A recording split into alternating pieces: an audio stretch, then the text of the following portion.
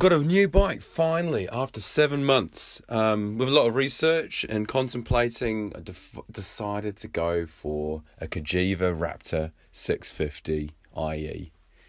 After riding my mate's bike, Mark, who had an SV650, I really liked the pull of the V-twin and thought that a 650 would be okay.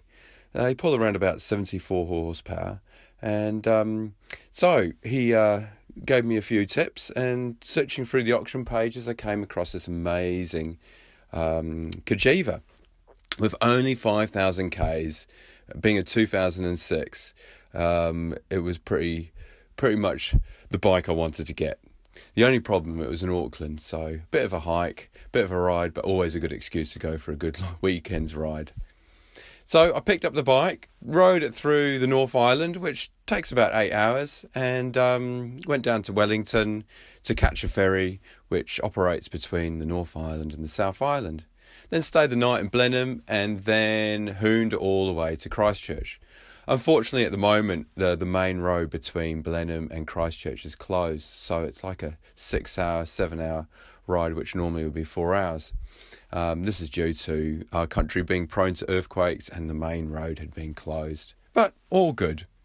So I got the bike home. So I got the new bike home, just doing a few mods. First of all, can't stand these fat indicators. One fell off on the ride. Back home, so I'm going to replace those with LED indicators. So I've taken the flasher unit out, ordered an LED one, stick it in here. Pretty easy to rewire LED indicators, unplug it here, feed it through and bolt it on here.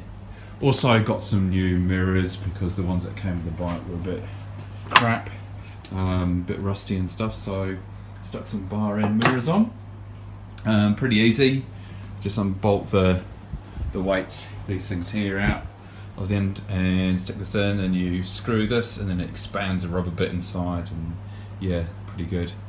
So the front indicators, pretty much basically pull the light unit off here, and I've unplugged them here, and they should be in the post the next couple of days. One of the only problems with the bike was a bit of rust here on the bottom of the fork, which I'm just dealing with some wet and dry sandpaper, 1500 grit I think it is, and some WD-40, and spending about 10 minutes or so sanding this down. Should clear up. Otherwise it's a bloody awesome bike. Yep. Oh, and the other thing here, there's a chain guide here that's come off. I noticed it when I was cleaning the bike. We look around here. Just this little bit here I noticed was bolted down and there was nothing attached. So I did a bit of online surfing and found out there's a chain guide that stops the chain rubbing on the swing arm. It looks like it's done a bit of, you can see there a bit better. It's done a bit of, oh, it's not focusing, sorry.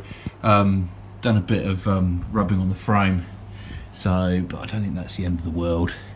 Also cleaning the chain.